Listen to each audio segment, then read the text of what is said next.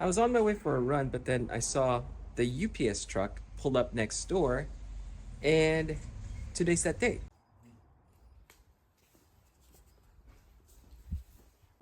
There goes my morning workout. To be honest with you, I wasn't really expecting it to arrive this early, but that's all well and good. It's a nice surprise. So this is the iPhone 14 Pro that I just ordered from Apple. What I'm gonna do today is basically just do a simple unboxing, see how it looks like and show you guys what color I ordered, and eventually transfer my information from my iPhone 13 Pro to the new iPhone 14 Pro. And I'm very, very curious to see how Dynamic Island actually works and feels. So let's go ahead and do that.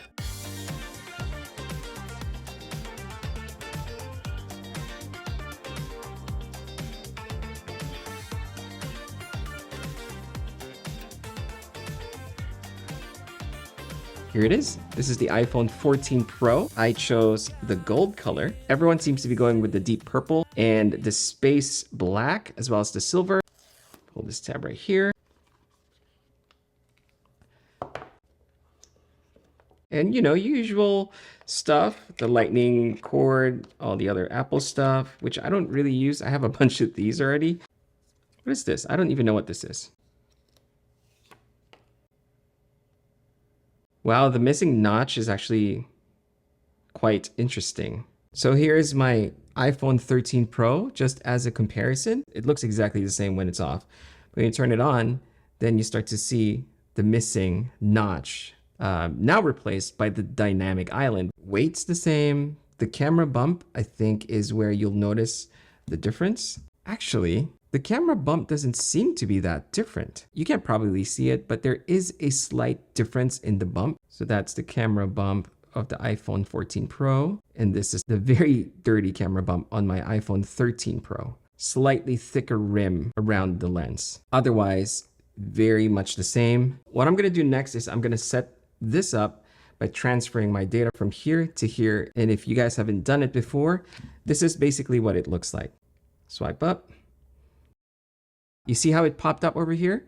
It recognized that there's a new phone. I can basically just hit continue. And all I got to do is scan it using my iPhone 13 Pro so that I can transfer the data. And it should do it automatically. That's me. I'll just click set up for me. The one thing I will admit that I have no experience on, so this is going to be my first time trying to figure out how it actually works, is activating my eSIM, and which is exactly what just popped up right now. So transfer from another iPhone to this phone, which I want to do. Transfer your SIM to this phone, transfer number, confirm transfer on your other iPhone, double click to confirm transfer. All right, so now it just popped up, cellular setup complete. So I hit continue. So the next step is to transfer my data from this phone to this phone. I'm going to finish the setup using the new iPhone. Make this your new iPhone. Definitely want to do that. This is now available with crash detection. So if the iPhone detects a severe car crash, it will automatically try to call emergency services. It's probably going to take a few minutes and we'll come back once it's done. Transfer has been completed, apparently, but my iPhone 14 is so dim. Not really sure why. There we go. Transfer has been completed. So I want to show you something really cool. Look at how the iPhone screen dims and it changes, it reverses the color of the text from black to white. I just thought that was really cool. And yeah, once you pick it up, it brightens again and it reverses the color to match the background. That's really cool. I see the Dynamic Island changing. The animation is surprisingly subtle, at least when unlocking it. When I press on the Dynamic Island, this is what happens. It's like a little toy. The deep black color makes it feel like it's an actual cutout. Although if you angle it slightly, then you can see the actual hole of the camera lens and the sensor. But otherwise, the graphics that they provide makes it look like it's an actual cutout. I'm gonna try and see if there is a noticeable difference in the size or the camera bump. And I just wanna see if the iPhone 14 actually fits my previous iPhone 13 Pro's phone case. This one's by Nomad that I've had for a few months now, and I really like it. It's really slim. So let's just see if it actually fits.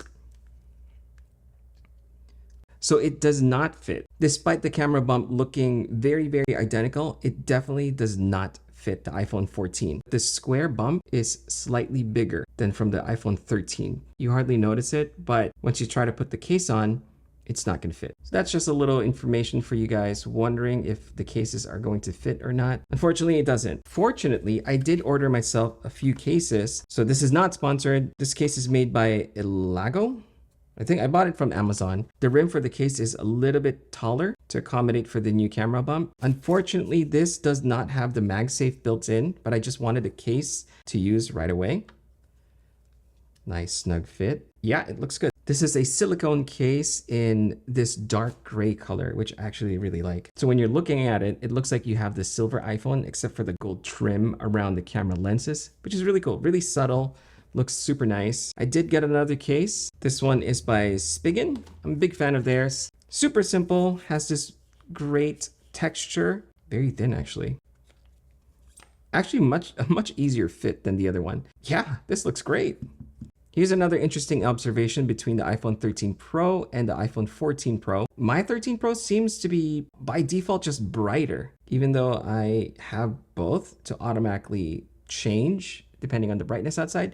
I'm using the exact same wallpaper that I made to take advantage of the parallax effect. When you place an object in front of the time, it actually pushes it forward and puts the text back. So this is exactly the same photo, but you can see here that it barely touches the number 10 compared to the iPhone 13. It probably has something to do with the notch, more like the lack of the notch. So it pushes, maybe it resizes the image ever so slightly. It doesn't have the same dramatic effect. So if you're designing wallpapers for the iPhone 14 Pro, it's gonna be a little bit different. Let's try another one that I designed. This one was taken in Big Sur.